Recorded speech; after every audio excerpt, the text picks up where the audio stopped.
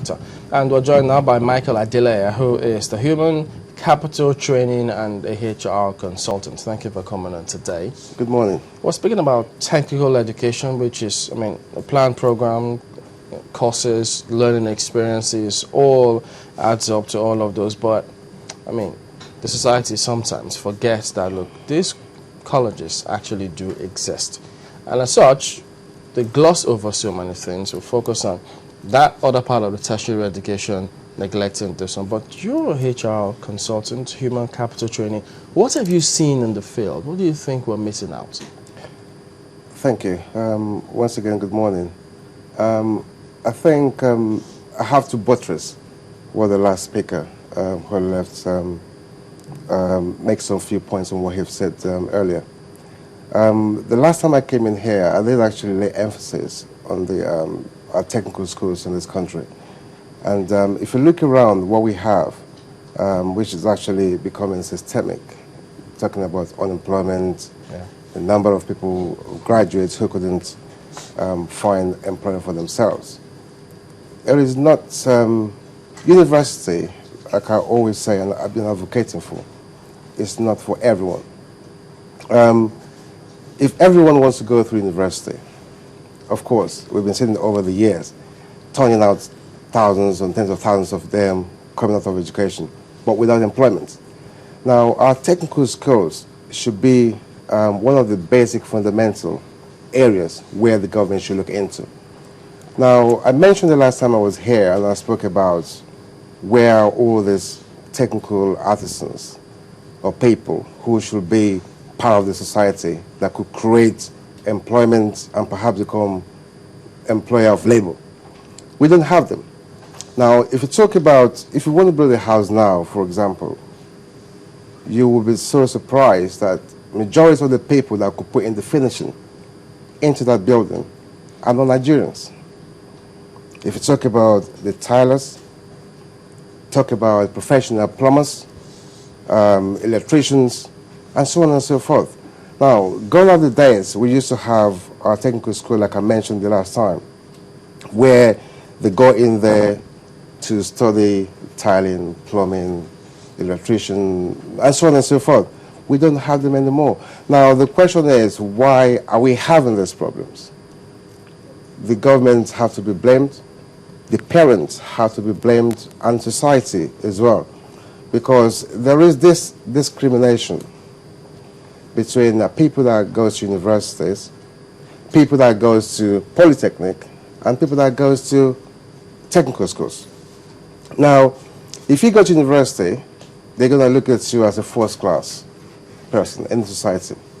If you go to, let's say, the technical school, they're going to look at you as something different.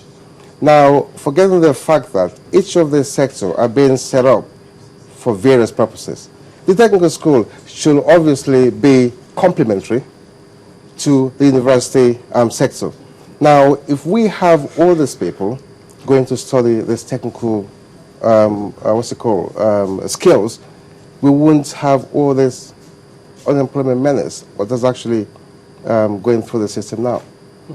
But in spite of all of this, we still have technical colleges. You have the government ones, I think you have private ones, but I'm not sure. But you have these schools that are still out there. So could it be we're looking at the wrong places, or that the ones that exist, maybe the prices are completely different up there from those ones down there?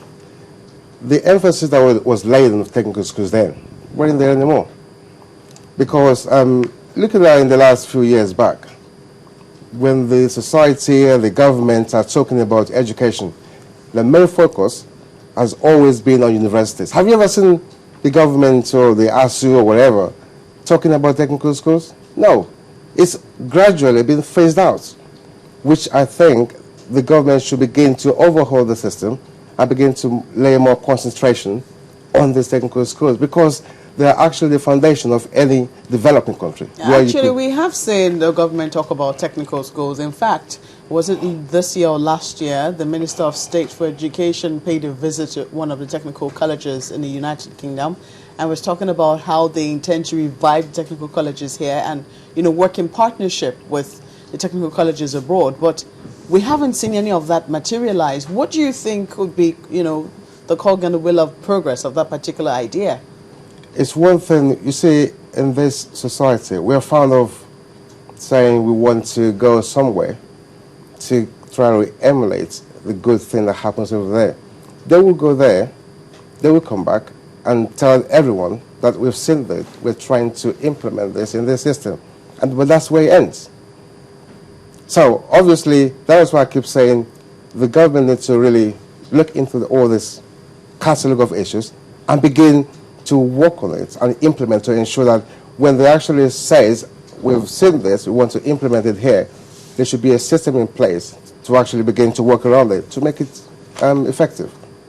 You know, you talked about the role of parents and the role of society, you know, in terms of pressuring students to, or the awards in children to want to go for university education. And you talked about how, you know, people are treated differently. But some people will say that it just boils down to an issue of self-esteem and, you know, how solid the basic education was. And so if your basic education was strong enough so that you learned the basics and you're able to speak or communicate with even your peers and no one will be able to know the difference, maybe the differentiation wouldn't be so bad. Self-esteem is one thing which obviously everyone should have. But you have an upper hand when it comes to parental influence. I mean, you go around and conduct a survey and speak to quite a number of people and say to them, what would you want to be? I'm pretty sure someone will tell you, I'd love to become maybe a very good builder. In his own perspective, is looking at the hierarchy of the building sector, which is like talking about being an architect. Now, if someone amongst them says to you, if you ask them, would you want to become a plumber? Because if you become a plumber, a professional plumber, there's every tendency that you might be earning more than the people that works in the white-collar area. But if a parent, that person might have that self-esteem, but the parent influence, I can tell you this, I mean, 9 out of 10 parents wouldn't want their children or their child and be so confident and say, I want him or her to go and study tiling or study plumbing. What they want to say is, I mean, I want them to become a doctor, I want them to become a lawyer, and so on and so forth. Do you also think that it could also be the price attached to the value of, let me describe it better, and say the value attached to the work that these people contribute, you know, to our society? So that, for instance, if a tiler comes in and says, I'm charging, say, by the hour, I'm going to charge by a square meter, which is what they actually charge, and this is our fee, and maybe to the average person, it sounds a little on the high side. Do you think that could actually discourage, you know, that person from wanting, I mean, the tiler, for instance, from wanting his own children to go into that same profession? Again, it comes to regulation.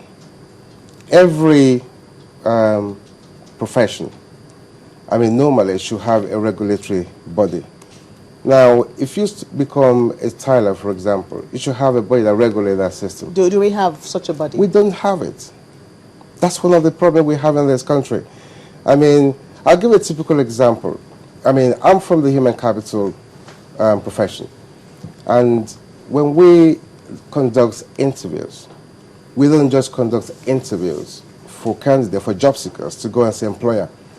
We put in what we call, that's my own part of the CSR to society. We put in what we call mentoring scheme, which lasts for around about half an hour. Now, the reason for this is we've seen how interviews have been conducted around the country, I mean, with employers. And what I see into that is I tag that sort of interview as a questioning time. Because you walk into an interview, you face the panel, before you walked in as a job seeker, they've already profiled you because they have your resume. Now they have a set of questions they want to ask you. When they ask you all these questions, at the end of the whole thing, they tell you, thank you for coming, we'll get back to you. That is not an interview. An interview should be interactive, should be dialogue. You have a chat, so I get to know you, you get to know me. Now, so what we try to do is we mentor them. You cannot just walk into an interview, answer questions, and walk out. There should be a scenario whereby you have to ask some certain questions, not just any questions. So we give them specific. Okay, this is the interviewer, or the interviewee. Who do you mentor? The interviewee, the job seekers. Okay. Yeah. So we mentor them. This is what you need to say, to ask when you get into the interview room. So when you ask this question, it will lead them to begin to turn that scenario to become dialogue. Then from there you get to know who are these people, where is this opportunity is going to take me to. Now, if you look around, I've seen people that, when I look at their resume, they have maybe about 10 years experience. Now, 10 years experience is one thing. How many employers have you worked with within that period? Maybe about 7 or 8 different employers. To me, that person is a risk.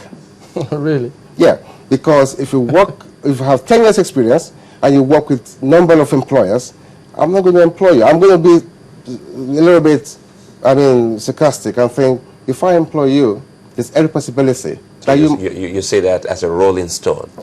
Yeah, absolutely. So obviously, we try to tell them, and I said to them, look, the reason why you keep changing jobs is because you're on one side of the fence and you want a greener pasture, a better opportunity. So you jump across the fence into the other side without knowing what's on the other side. So when you jump in there, you find out that it's uncomfortable. Then you jump back again, and you keep doing that. Now, why don't you find out? Because a career differs from a job. You see, it's a lot of things that we need to look into. The job seekers themselves. Would you want to break it down, the difference between the job and the career? Right. If you, like I said earlier, 10 years experience, 8 different sort of employer, that is a job. So you keep changing opportunity to opportunity. That's a jobs. A career means you want to work, settle down somewhere for a number of years. You want to build a career, per se, with that employer or within that environment. So I cannot do it in the same field with different employers? Why would you want to do that? A career, if you have a career... Necessity is the mother of invention. Name one. Like? For instance, if I don't like a place and I work there, what stops me from going to another field where they're doing the same thing and they offer me something better? That is exactly the point I'm trying to make. Before you get in there, what can't you find out? Make a research about the employer. Who is this employer? Where is this opportunity going to take me to? Now, what is in there for me? I have a value to put in down the table. What does the employer have for me? The welfare state, quite a lot of things. If you find out and get to know where it's going to take you to, you'll be able to decide, should I take this if I've been offered, or I shouldn't take it. But the most attractive thing to many people is remuneration. If the remuneration is right, yeah, realistically, so many people will jettison all the other qualifications and say, this looks good, man. Let me start first. I'll think about the others later. Now the question is, if you're very hungry, must you eat every food that comes on your table? No. What if this food looks good? If it looks good, you see, the point of this, if you're very hungry and you have all this food on your table, if you're not careful and you eat anything there, some might poison you, some might make you ill, some might even kill you. But you should know your system, what you like. Even when you're hungry, somebody give you food, you might say to them, no, thank you very much. Because if you eat it, it might hurt you.